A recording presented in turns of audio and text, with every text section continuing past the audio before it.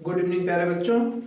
जैसा कि हम जो डीएलएड प्रथम सेमेस्टर के मैथ के पार्ट के प्रश्नों को हल करा रहे हैं और अब तक के वीडियोज में हमने जो लगभग 60+ क्वेश्चंस को सॉल्व करा चुके हैं और आज लेते हैं जहां तक मैंने सॉल्व कराया था उसके आगे का प्रश्न। क्वेश्चन नंबर 68 कह रहा है कि कौन सा जुड़ा जो एक दूसरे के व्युत्क्रम है। प्रश्न है कि कौन सा जोड़ा जो एक दूसरे के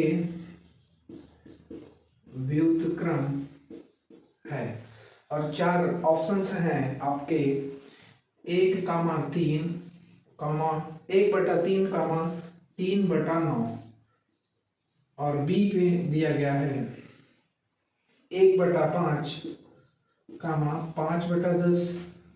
सी ऑप्शन दिया गया है 5/6, 6/5 और डी ऑप्शन दिया गया है 4/8, 1/2। देखिए तो यहाँ इसको अगर सॉल्व करेंगे तो 1/2 ये भी हो जाएगा, ये 1/3 हो जाएगा, तो एक दूसरे के विपरीत नहीं है। यहाँ पर 5 दूना 10, तो ये दोनों 1/2 और 1/5 भी एक दूसरे के विपरीत नहीं है।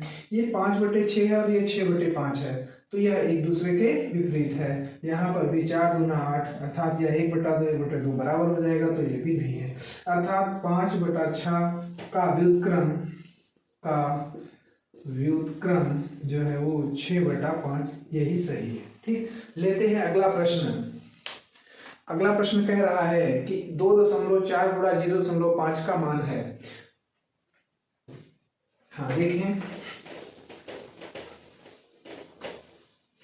अगले प्रश्न में कह रहा है कि 2.4, क्वेश्चन है 2.4 गुणा 0.5 का मान है। तो देखिए जरा कि 2.4 गुणा 0.5 कराएंगे तो 24 पंचे 120 होता है और एक अंक के बाद दशमलव यहाँ है, एक अंक के बाद यहाँ है और दशमलव लगाएंगे, 2 अंकों के बाद दशमलव लगा देंगे, अर्थात 1.2 यही इसका आंसर हो जाएगा। ठीक, तो इसको आप नोट कर लीजिए। आगे हम लेते हैं। हाँ देखिए, कुछ लोग सोच रहे हैं 1.020 है, यहाँ 1.2 में लिखा है, तो पॉइंट के बाद 0 लगाएं या ना लगाएं, लेकिन ऑप्शंस के अनुसार अगर 0 है तो 0 लगा सकते हैं और नहीं है तो नहीं लगा सकते हैं। अगला प्रश्न लेते हैं। अगला प्रश्न है कि 70 नंबर का प्रश्न है, 70 क्वेश्चन नंबर कि 5x प्लस 7x - 3 का मान है। तो देखिए जरा, 5x प्लस इसका अंदर गुणा होगा तो 7x, प्लस माइनस का गुणा -3, 7 5 12x - 3, यही विकल्प में आंसर सही होगा, 12x - 3। अगला प्रश्न लेते हैं, प्रश्न संख्या 71। प्रश्न संख्या 71 और प्रश्न संख्या 71 कहता है निम्नलिखित में से बृहत कोण है। क्वेश्चन नंबर 71 क्या कह रहा है कि निम्नलिखित में बृहत कोण है। निम्नलिखित में बृहत कोण है, तो अब निम्नलिखित में से कौन कौन सा दिया गया है। 135 दिया गया है और आपका 88 दिया गया है, 88 दिया गया है, 88 डिग्री, 135 डिग्री और सी पार्ट में दिया गया है 305 डिग्री और डी पार्ट में 180। तो देखिए जरा, कह रहा है कि इसमें बृहत कोण है, तो बृहत कोण कौन सा कोण हो सकता है। जैसे कि यह न्यून कोण है, यह क्या है, न्यून कोण है, जो 0 से बड़ा हो लेकिन 90 से छोटा हो उसे न्यून कोण कहा जाता है, न्यून कोण कहा जाता है इसे, तो यह न्यून कोण होगा। 180 है पूरा तो इसको सरल या रिज कोण कहते हैं, सरल या रिज कोण कहा जाता है। और ये क्या है, ये है आधिक कोण। क्या है, आधिक कोण, जो 180 अंश से बड़ा होता है लेकिन 180 अंश से जो बड़ा होता है उसे आप अधिक कोण कहते हैं। तो इसमें जो बृहत कोण होगा वह 305 जो है वो क्या होगा, बृहत कोण होगा, बृहत कोण।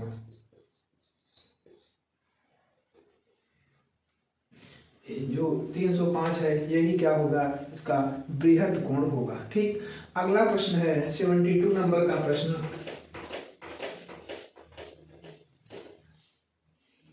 कह रहा है कोई व्यक्ति अपनी कुछ राशि अपने 2 लड़कों एवं 1 लड़कियों में एक समान भाग में बराबर बांटता है, तो एक लड़की का हिस्सा भिन्न रूप में कैसे बराबर, कितने के बराबर होगा।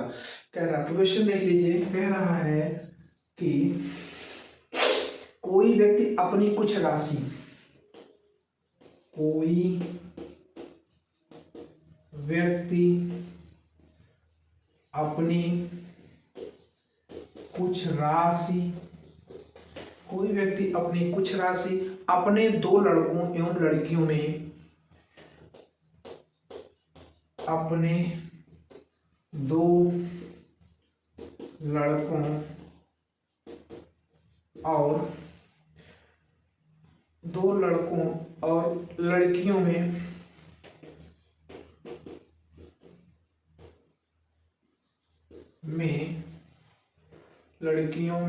एक समान भाग में बराबर बांटता है, एक समान भाग में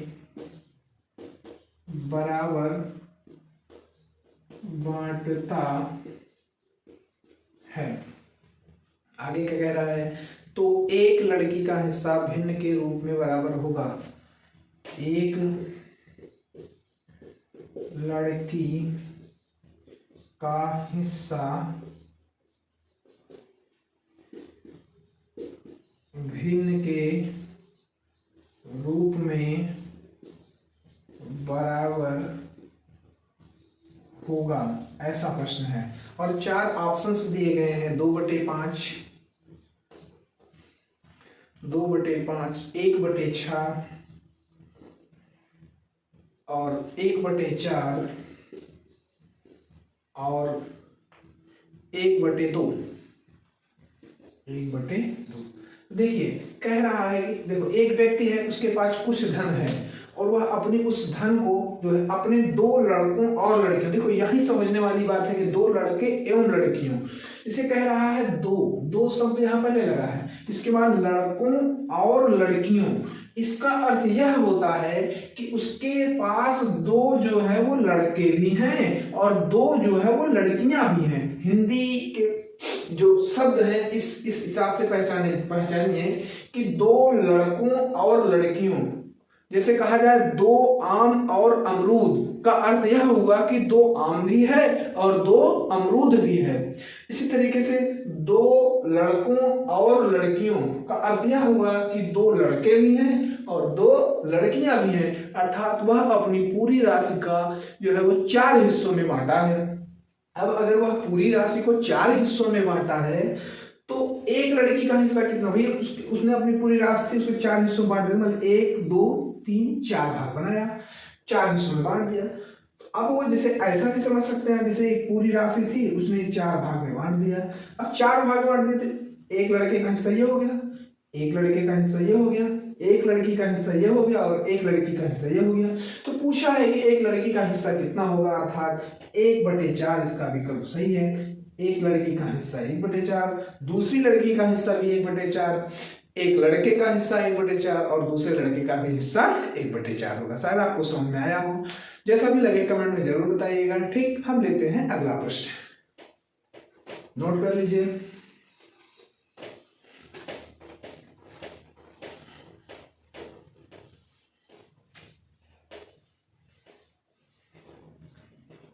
कह रहा है संख्या 31.0435 में अंक 5 का स्थानीय मान, में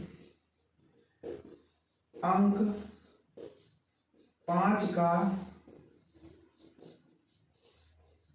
स्थानीय मान। ध्यान से समझिएगा, अगर सिंपल मतलब साधारण सा प्रश्न ये होता कि 2, 3, 4, 5, 6 में 5 का स्थानीय मान, तो आप इतना तो कर लेते हैं कि इसमें 5 का स्थानीय मान 50 होगा। लेकिन यहाँ दशमलव लगा है 31.0435 और यहाँ पर 5 का स्थानीय मान अगर निकालना है तो आप देखें 5 लिखेंगे, 5 फिर 5 के पहले कितने अंकों के बाद दशमलव लगा है, मतलब 1, 2, 3, 4, एक तो ये है 2, 3, 4। अब यहाँ आप दशमलव लगा दीजिए, अर्थात 0.0005 यह इसका स्थानीय मान होगा। बात समझ आ गई नहीं? 5 का स्थानीय मान होगा, स्थानीय मान। बात समझ आ गई? तो ये होगा। या फिर अगर आपको ऐसा ऑप्शन में ना मिले तो इसको आप ऐसा भी लिख सकते हैं 0.0005 बटा 1 लिखेंगे, दशमलव हटाएंगे 1, 2, 3, 4, 2, 3, 4 अर्थात 5 बटा 10,000। यह आंसर भी सही है। ठीक, तो जैसा ऑप्शन में मिले वही आपका सही है। कह रहा है संख्या 5 का अपवर्त्य होगी, संख्या 5 का अपवर्त्य है। देखिए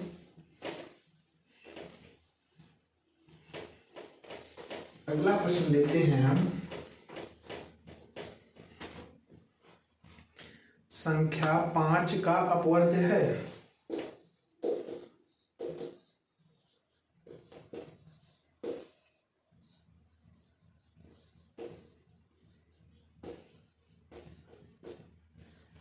और इसमें विकल्प दिया गया है आपका 1, 3, 6, 5, 1, 3, 6, 5 ये 4 विकल्प दिए गए हैं। तो इसमें कौन सा सही होगा ऐसा पूछ रहा है। ठीक,